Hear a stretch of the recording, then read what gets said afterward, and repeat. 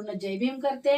आणि ह्या देण्यामागचा, मूर्तीदान करण्यामागचा उद्देश एवढाच होता का माझे भगत साहेब 26 जुलै 2019ला निधन झाले। आणि मग मला कुठंतरी वाटलं का आपण हे जे एवढं मोठं वैभव आहे हे त्यांचंच आहे, त्यांचीच पुण्य आहे।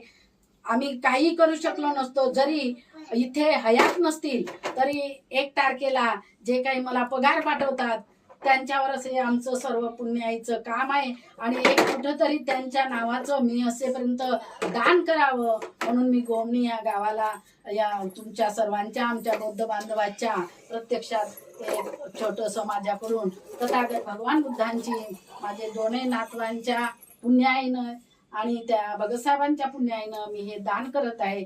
तुम्ही आज या कार्यक्रमामध्ये आले, छोटंसं का असेना, मी तुमचं आमच्या भगत परिवारातर्फे तुमचं मनापासून स्वागत करते आहे आणि मैत्रीपूर्ण जय भीम करते आहे। तर पुष्पगुच्छ उधळून या।